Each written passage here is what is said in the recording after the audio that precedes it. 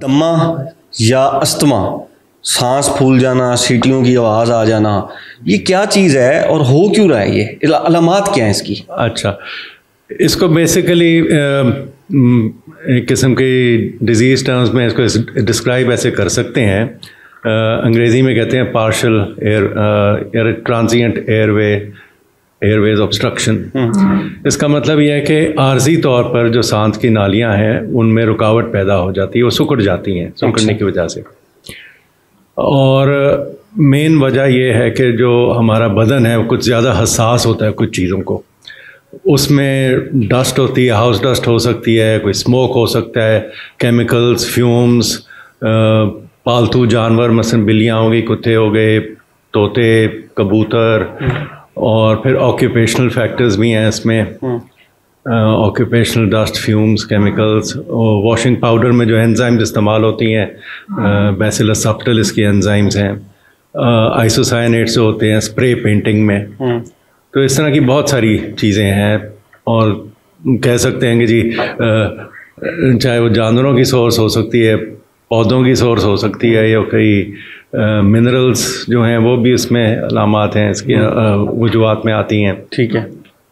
और फिर माइक्रोबियल्स यानी कि जरासीम वगैरह कुछ, जिसमें मिसाल के तौर पे वो मैंने बताया था आपको, ये एंजाइम्स जो होती है वॉशिंग पाउडर में।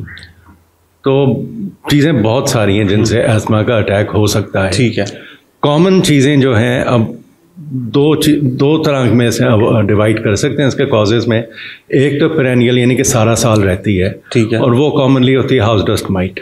घर में जो डस्ट है, घर में डस्ट है। और बेसिकली वो एक माइट है, बहुत छोटा सा माइक्रोस्कोप से नजर आने वाला कीड़ा है, जो कि हमारी जो स्किन है, जिल्द है, उसके डेड सेल्स होते हैं, उनको वो उसकी खुराक होती है। ठीक है। और उसको हम सेंसिटिव होते हैं। ठीक है। वो एक मेन सबसे ज़्यादा कॉमन कॉज वही है। फिर सीजनल होता है, जिसमें मौसम का चेंज हो गया, उसमें भी होते हैं, जैसा बाहर के मौसम में ग्रास पॉलन या ट्री पॉलन आ जाता है। और फिर या जब मौसम गर्म से सर्द को हो रहा होता है, कुछ लोग सेंसिटिव होते हैं ठंडी हवा से, कोल्ड एयर से उनको हो जाता है। मसलन एसी वाले कमरे में आके भी उनको अस्थमा का अटैक हो सकता है। ठीक है। और कुछ और हैं लोग जिनको एक्सरसाइज इंड्यूस्ड अस्थमा कहते हैं, यानी कि फिज़िकल एक्सर्शन करते हैं, एक्सरसाइज करनी या कोई स्पोर्ट्स खेलनी, उससे भी दमे का अटैक हो जाता है। तो जैसा ये हमने देख लिया, काफ़ी मुख्तलिफ वजूहात है।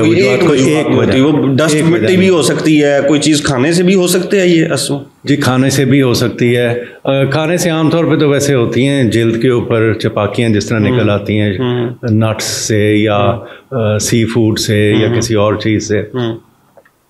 लेकिन मैं कहता चलूँ कि आमतौर पे तासुर ये पाया जाता है कि दूध से या चावल से या केले से रेशा पैदा होता है, इनको अवॉइड करें। तो कुछ माइनर स्टडीज़ में कुछ इम्प्लिकेट किया गया, खासतौर पे दूध को, उसमें लैक्टोज को, लेकिन वो ज़्यादातर होती है लैक्टोज इंटॉलरेंस, और उसकी अलामत ज़्यादा होती हैं मैदे में या डाइजेशन में। ठीक है। और फिर एक और होती है ग्लूटेन, जो ये गंदों में पाई जाती है, उसकी भी कुछ लोगों को सेंसिटिविटी होती है। ठीक है। तो इनको तयन करना कि ये किस चीज़ से सेंसिटिविटी है, ये जो खुराक इनकी ये वजह है भी कि नहीं, तो उसके छोटे मोटे टेस्ट कर सकते हैं। एक तो एलिमिनेशन डाइट होती है कि जी आप वो चीज़ को हफ्ता 10 दिन अवॉइड करें। मसलन हफ्ता 10 दिन आपने दूध या डेयरी प्रोडक्ट्स को बिल्कुल छोड़ दिया है और देखा है कि आपके अलामात के ऊपर कोई असर पड़ रहा है कि नहीं पड़ रहा है, बेहतर हो रही है तो जी। और दूसरा इसी तरह गंदम के साथ है, इसी तरह चावलों के साथ है, मतलब ट्राई करके घर पे ट्राई करके देख सकते हैं। उसके अलावा ब्लड के टेस्ट अवेलेबल हैं, उन पे चेक किया जा सकता है। सो बेसिकली इसी कॉजेशन वगैरह की इस तरह की चीज़ें। इसकी अलामात क्या हैं? दमे की मुख्तलिफ अलामात होती हैं। क्या क्या अलामात हो सकती हैं? अलामात इसकी होती हैं, एक मैं आपको एग्जांपल दे दूं छोटा सा, कि अगर आप ने कभी एक्सपीरियंस किया हो कि आँख में कोई मिट्टी का ज़र्रा या बाल चला जाए तो एकदम आँख आपकी बंद हो जाती है, आप खोल नहीं सकते, सुर्ख भी हो जाती है, बहने भी लगती है। तो यही हाल सांस की नालियों का होता है, क्योंकि हमारा सिस्टम या जिस्म हसास है ज़्यादा, वो समझता है कि ये कोई इन्वेडर आ गया है, अपने आप को महफूज रखना है, तो उसमें जो सांस की नालियाँ पे सिकुड़ जाती हैं, बंद हो जाती है ताकि वो अंदर इन्वेड ना कर सकें। दूसरा ये कि उसमें फिर स्वेलिंग भी हो जाती है सांस की नालियों के अंदर जो लाइनिंग है उसकी, और फिर रेशा भी पैदा होता है। तो कॉन्सिक्वेंटली जो इसकी अलामात ज़्यादातर होती हैं कि सांस में घुटन होती है, सांस की नालियाँ सिकुड़ी होती हैं, पूरी तरह हवा आ जा नहीं सकती, सांस में रुकावट होती है। तो एक तो वो घुटन का एहसास होता है। किसी ने बताया था जिस तरह उनको इस तरह लगता है, एक पेशेंट को, जिस तरह किसी ने मेरे चेहरे पे एक तकिया दबाया हुआ है। अच्छा, सांस दब के आ रहा। हाँ, तो उस तरह की फीलिंग होती है। फिर खांसी भी आ जाती है। अगेन खांसी भी एक डिफेंस मैकेनिज्म है जिस्म का हमारा, कि जो कोई चीज़ हमारा जिस्म समझता है कि ये मुज़र है, उसको खारिज करना। तो एक ही तरीका है अपने लंग्स या फेफड़ों से निकालने का, वो खांसी है। ठीक है। तो खांसी दूसरी अलामत होती है। फिर चूँकि ये सांस की नालियाँ सिकुड़ जाती हैं और स्टिफ हो जाती हैं, इनमें से जब ये हवा की आमदोरफ्त होती है सांस लेते हुए, तो फिर ये सीटियों की जैसी आवाज़ें आती है, वीजिंग जैसे कहते हैं। सांस ले रहे होते हैं तो शी की आवाज़ आती है, जैसा कबूतर बोल रहे हैं। हाँ, कबूतर जैसा। हाँ। और साथ ही साथ मैं कहता चलूँ कि किसी वक्त ऐसा होता है कि जो एस्मा, सिवियर एस्मा होता है, वो उस वक्त बहुत दम घुट रहा होता है, लेकिन कोई इवन डॉक्टर भी आके, और ये हो चुका हुआ है कई दफ़ा कि हमने डॉक्टर ने आके आपने स्टेथोस्कोप लगा के लंग्स की साउंड सुनी है, तो वो ये कहते हैं जी वीजिंग वगैरह तो कोई नहीं है। और वीजिंग इसलिए नहीं है कि उसमें इतनी रुकावट हो चुकी है कि उसमें हवा आ जा नहीं रही है, तो दैट्स अ सीरियस कंडीशन। वो तो मतलब चंद घंटों में ही मौत की तरफ ले जा सकती है। अच्छा। तो ये जस्ट अ लिटिल वार्निंग। अच्छा, ठीक। तो इसकी अलामात आपने बताई हैं, डॉक्टर साहब ये बताइए इसका ट्रीटमेंट क्या है? ट्रीटमेंट इसका है चीज़ें, एक तो हम जो इमरजेंसी के तौर पे देते हैं और इवन लॉन्ग टर्म भी देते हैं, वो इनहेलर्स की सूरत में होती हैं। उसमें 2 किस्म की दवाएं होती हैं इनहेलर्स में। एक जो कि सांस की जो सिकुड़ी हुई नालियाँ हैं उनको खोल दे। उनमें जो सांस की नालियों में एक स्मूथ मसल होता है जो कि कंट्रैक्ट करता है और सिकुड़ जाता है, उसको वो रिलैक्स करता है ताकि वो सांस की नालियाँ खुल जाएं, उनमें जो हवा आराम से आ जा सके।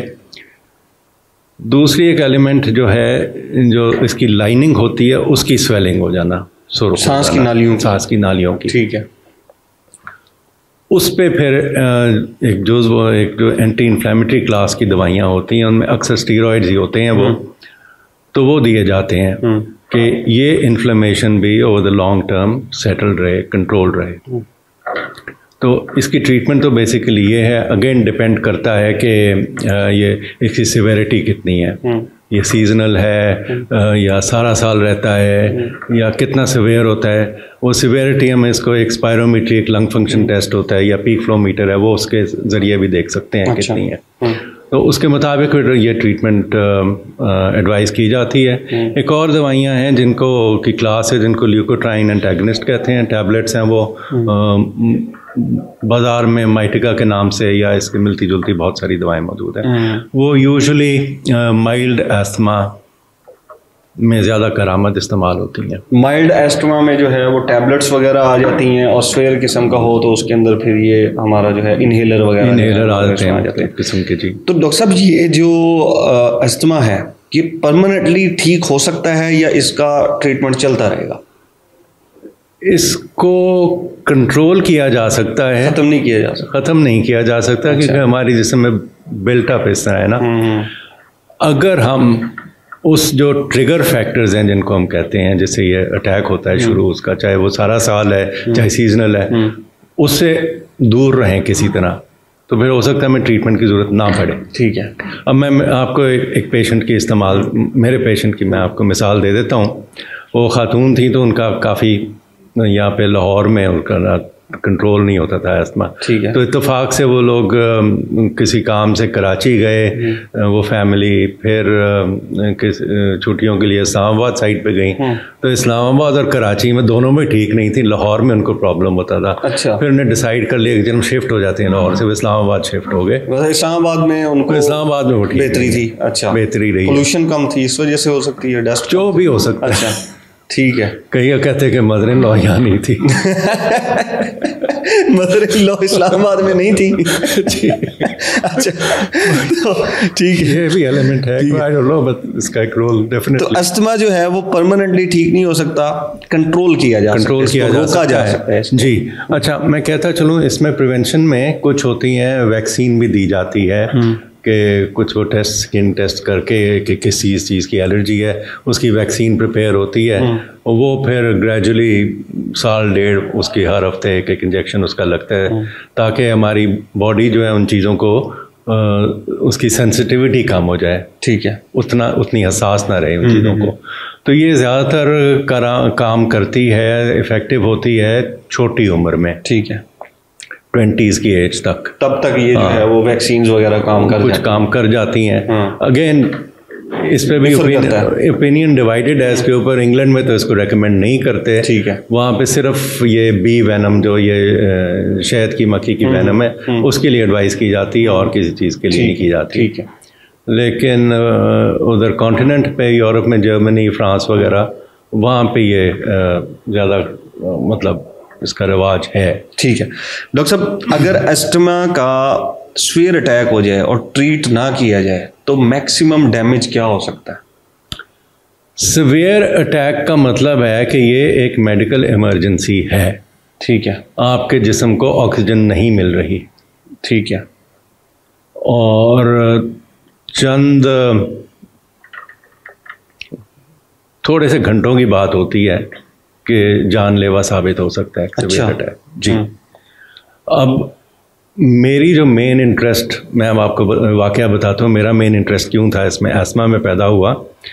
हम मेडिकल कॉलेज में स्टूडेंट्स थे, तो हमारी लगी हुई थी एक ड्यूटी इमरजेंसी वार्ड में मेडिको लीगल केसेस देखने में। हम वो फोरेंसिक मेडिसिन की हमारी वो थी, एक टेन्योर लगा हुआ था उसमें।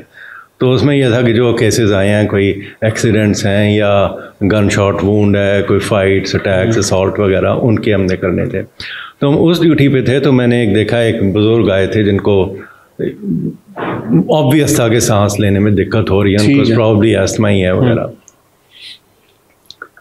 तो उस वक्त अब वो मेयो हॉस्पिटल था, उसके मेयो हॉस्पिटल की इमरजेंसी वैसी बहुत ही बिजी होती है, और मुझे लगा कि ये जो बुज़ुर्ग हैं इनकी कोई इतनी अच्छी कंडीशन नहीं है। तो उस वक्त जो एक रजिस्ट्रार थे, एक और मेडिको लीगल केस में थे मुब्तला, उसमें वो जो कि मेडिको लीगल केस होता है उसमें फिर पुलिस भी इन्वॉल्व होती है और भी होता है, तो वो एक और केस है। बाहर उधर जाके मैंने उनको बता दिया कि भाई ये भी एक है। खैर उन्होंने फिर किसी की ड्यूटी लगाई कि उन जाके बुज़ुर्गों को देखें। अब वो ज़माना था अनफॉर्चुनेटली कि उसमें ये नेबुलाइज़र वगैरह नहीं होते थे अवेलेबल, आए ही नहीं थे। तभी होता था कि ऑक्सीजन लगा दें, स्टीरॉयड का इंजेक्शन दे दें, एमिनोफ्लिन का इंजेक्शन दे दें। तो वो ये कुछ ऑर्गेनाइज हो रहा था, तो इतने में वो उन बुज़ुर्ग की हालत कुछ ज़्यादा बिगड़ गई। मेरे सामने उनका सारे थे ना, उनके होंठ और नाखून ब्लू हो गए। सो और फिर वो कोलैप्स कर गए। अनफॉर्चुनेटली सेव नहीं किया जा सका उनको। तो मुझे ये हुआ यार, किसी तरह अगर हो सके ये नौबत किसी का ना आए, उनको इस तरह हॉस्पिटल या इमरजेंसी में ना जाना पड़े, अपना कंट्रोल इस तरह इफेक्टिव कर सकें।